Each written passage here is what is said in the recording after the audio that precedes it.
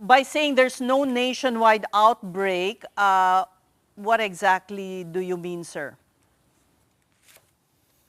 The numbers are telling us, Tess, that from last year, comparing last year to this year, from the period September 28 rather, to October 11, 2024, the count was 8,628. It's actually lower this time around. It's 6,457. That is 25% lower. And then if we compare the previous 2 weeks this year, from September 14 to September 27, which has 10,740 cases in its count, compared to September 28 to October 11 this year, which is 6,457, it's even lower by 39%. This data comes from 4,900 plus disease reporting units nationwide. Okay. So they may be confined to certain geographical areas only, the outbreak, I mean. There is no such thing as an outbreak unless a local government unit declares it to be so. If you notice, even Governor Helen Tan does not use the term outbreak. She is simply responding to the seasonal flu. It is normal every year at around this time, from June to November, when there is rain, and also when the temperature changes into the December season or January season, that flu just really goes up, and then it goes down again as we approach summer. Yeah, but I guess this all started, no, Sas, because schools actually, first it started with the private schools na nagsara sila here, at least in the NCR, for about a week, and they reverted to online. And then the following week, which was last week, Monday and Tuesday, the DepEd said no classes muna. Maybe that kind of exacerbated the the news that there's an outbreak, so to speak, no? But what was it really, Dr. Domingo, that caused the closure of even public schools? It was the earthquake, Sean. If you look at the schools that declared that they will be preparing for the flu, there is one particular school, if I'm not mistaken, it's Ateneo, that did not spend face-to-face classes. Ateneo has a medical school, and it's a very good one, so to speak, and they are looking at the public health data. Back then, they did not even say that the face-to-face class stopped. So not all schools suspended face-to-face. And DepEd itself, when it released clarificatory statement that same Monday, they really had to suspend classes not for the influenza, but for earthquake preparedness, Sean. Yes, but there was I'm reading this report right now from the PhilStar. DepEd suspends in-person classes in NCR over flu-like illness and structural checks. So you are absolutely correct about the earthquake.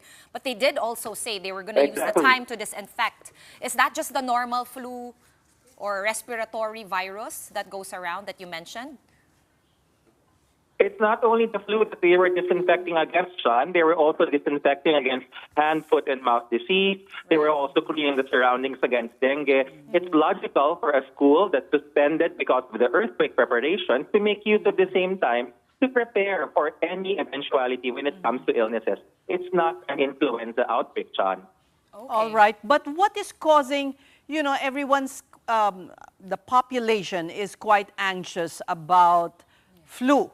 What triggered this? Because it's the rainy season test and the change in temperature. As the temperature changes at nagiging tuyo, it dries up the air. It causes irritation in our throat, in our nasal passages, which in some of us might feel like the flu, but it actually doesn't translate to the full-blown flu.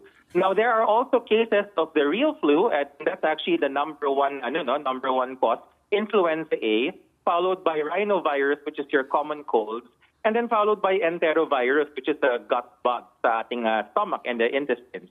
So there really is no outbreak. This is part of the seasonal change in the disease pattern. We see this every year. All right, but what precautions will you advise us to take?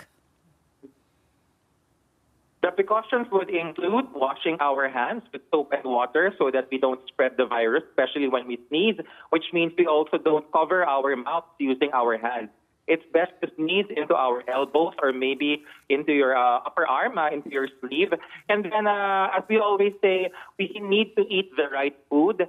Fruits and vegetables high in vitamin C. You have citrus fruits, oranges, calamansi, lemon. and then followed by exercise. Believe it or not, exercise helps because it strengthens the body. The immune system is what's important here. And then finally, discipline, which means we should avoid smoking and vaping because you don't want your lungs to be weak at this time in the year. And also appropriate rest and our ability to avoid alcohol so that we will not also affect our immune system.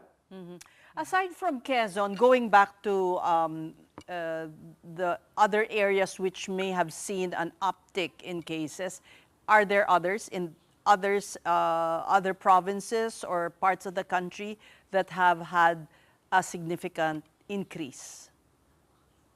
We have not seen or heard any reports. We are monitoring areas, but until and unless a local government declares an outbreak, which is provided for by law, there is no outbreak. Okay, so no official advice from the DOH to start masking up. Kumbaga, sariling kusa na lang. If you're not feeling well or if you feel that your immune system is down, then it's best to just do it on your own. Saan kailangan bang gobyerno lagi magsasabi sa atin na mag-ingat tayo at protektahan natin ang mga mahal natin? It should be part of common public health practice.